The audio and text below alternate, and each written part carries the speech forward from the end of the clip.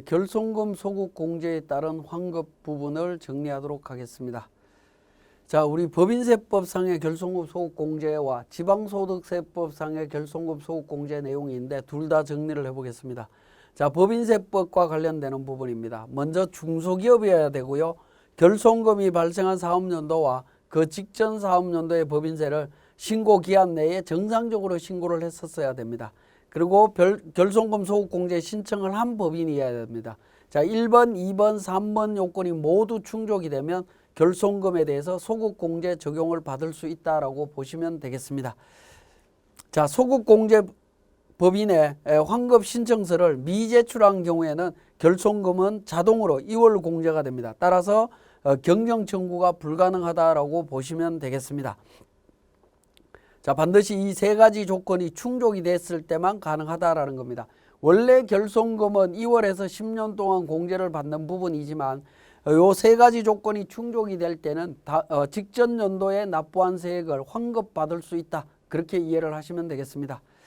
자, 결손금 소급 공제 환급세액 계산 부분입니다. 직전 연도 산출세액과 직전 사업연도의 과세 표준에서 당해 사업연도 결손금으로서 소급공제를 받고자 하는 결손금 차액 부분을 계산을 해서 차감한 금액을 기준으로 법인세율을 적용을 합니다. 그렇게 해서 나온 금액의 차이 금액을 환급을 해주는데요. 환급을 해주는데 중요한 건 뭐냐면 과세 표준에다가 법인세율 적용한 금액에서 공제 감면세액을 차감한 금액이 되겠습니다. 요 금액이 한도 금액이 된다라고 보시면 되겠습니다. 산출세액에서 이 금액을 차감해서 환급세액을 계산하는데 실질적으로 하단 부분에 있는 이 산식은 뭐냐면 실제 법인세 납부한 금액이 될 겁니다. 실제 납부한 금액 범위 내에서 환급세액을 환급해 준다. 이렇게 이해를 하시면 됩니다. 지방세법에 따른 결손금 소급 공제에 따른 환급입니다. 자, 환급 요건입니다. 내국법인이 법인세법에 따라서 결손금 소급 공제에 따른 환급 신청을 하면 자동으로 환급이 된다라고 보시면 되겠습니다. 결손금이 발생한 사업연도와 직전 사업연도의 소득에 대한 법인세, 지방소득세를 각각 신고를 했었어야 되고요. 신청을 한 법인에 대해서 해줍니다. 그렇지만 내국법인이 법인세법에 따른 결손금 소급 공제 환급 신청을 한 경우에는 환급 신청을 한 걸로 보도록 되어 있습니다. 굳이 지방세법에 따라서 환급 신청을 안 해도 된다라는 의미로 이해를 하시면 되겠습니다. 자, 지방세법에 따른 결손금 소득공제 환급액은 둘 중에 작은 공제 금액은 1번, 2번 중에 작은 금액과 3번 한도로 갑니다. 직전 사업연도의 법인지방소득세 산출세액과 직전 과세표준에 결손금 공제 금액을 차감한 과세표준 기준으로 세율 적용해서 나온 산출세액하고 산출세액에서 공제 감면된 세액을 차감한 금액 중에 작은 금액을 공제를 해주겠다라는 부분으로 이해를 하시면 되겠습니다. 자, 그러면 이 내용을 우리 세무사랑 프로를 통해서 다시 정리하도록 하겠습니다. 세무사랑 프로 활용 레시피 450페이지 내용을 먼저 보도록 하겠습니다. 자, 참고사항에 보시면 결손금 소급 공제 적용 시 중소기업 여부 판정에 대한 부분이 나오고 있습니다. 자, 결손금이 발생한 사업연도를 기준으로 중소기업을 판정한다라는 겁니다. 따라서 직전 연도의 중소기업이든 아니든 상관없이 결손이 발생한 연도를 기준으로 적용을 하시면 되겠습니다. 그리고 동그라미 두 번째 집행 기준에 대한 부분 보시면 중소기업에 해당하는 법인이 합병으로 인하여 소멸하거나 폐업한 경우에도 결손금 소급 공제에 의한 환급 신청을 할 수 있다라는 내용으로 되어 있고요. 동그라미 2번은 법인이 사업연도 중에 중소기업 해당 업종을 폐업하더라도 수익금액 기준으로 중소기업에 해당이 되는 경우에는 폐업일 기준으로 적용을 해준다라고 되어 있습니다. 보시면 되겠고요. 자, 451페이지에 해당 사업연도에 결손금액이 2억 5천 발생을 했습니다. 직전 과세 기간에 법인세 신고 현황이 다음과 같을 때 결손금 소급 공제 신청을 하라라는 겁니다. 자, 세액 계산 및 신고서에 보시면 소급공제 법인세 환급 신청서가 있습니다. 자, 이 신청서에 작성을 하는데요.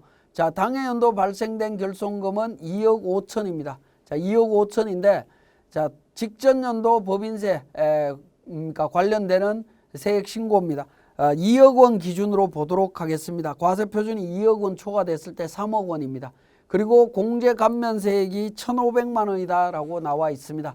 자, 이런 경우에 우리 소득 공제 받을 결손 금액을 어떻게 할 거냐 하는 부분입니다.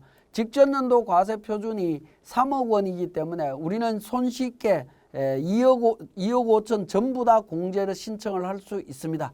이렇게 공제 신청을 하게 되면 환급세액은 2,500만 원이 나옵니다. 자, 이렇게 2,500만 원을 환급 신청을 하실 수 있습니다만은, 자, 이게 2억 5천 공제 신청을 했을 때 2,500만 원인데, 예를 들어서 2억 원을 공제 신청을 해보겠습니다.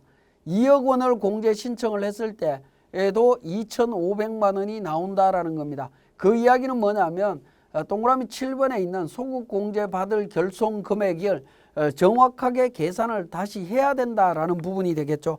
그 계산은 어떻게 하시면 되냐면 공제 감면세액이 있는 경우에는 이 공제 감면세액이 결손금을 소득 공제한 이후에 산출세액이 되도록 하시면 됩니다.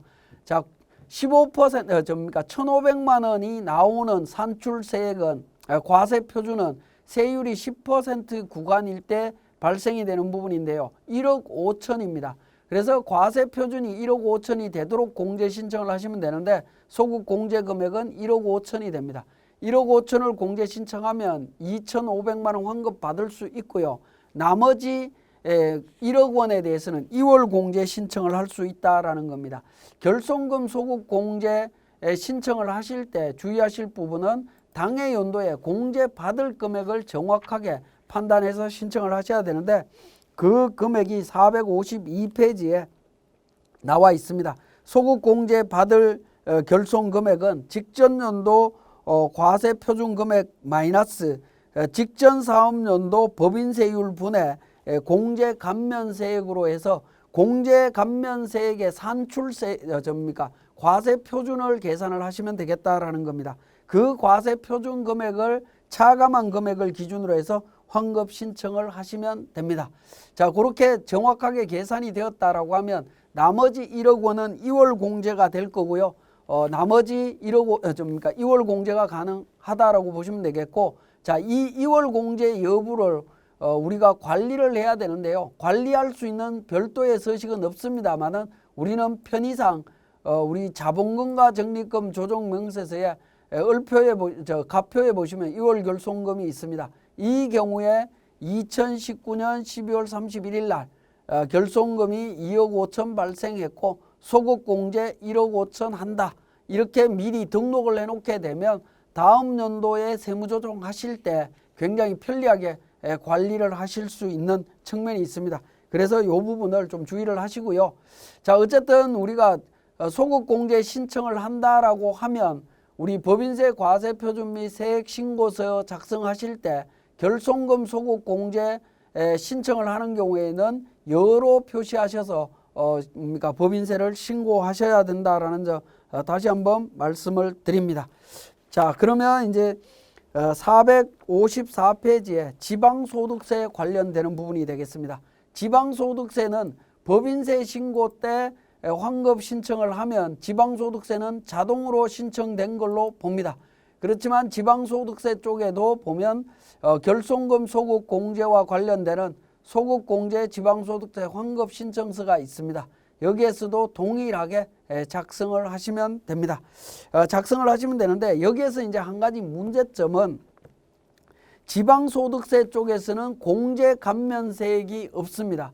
없기 때문에 결손금을 공제받을 수 있는 금액은 최대치로 공제받을 수가 있습니다. 2억 5천을 다 공제받을 수 있는데 이론적으로는 2억 5천을 전체 다 공제받아서 350만 원을 환급받을 수 있는 걸로 보여지는데 이 실무상으로는 어떻게 적용될지는 조금 그러니까 논란이 있을 수 있기 때문에 한번 보셔야 될 것 같습니다. 그 이유는 우리 소득공제 신청이 법인세 신청 때와 그러니까 지방소득세 신청 때가 공제 감면세액이 달라지기 때문에 이 부분에 대해서는 서로 다를 수밖에 없습니다.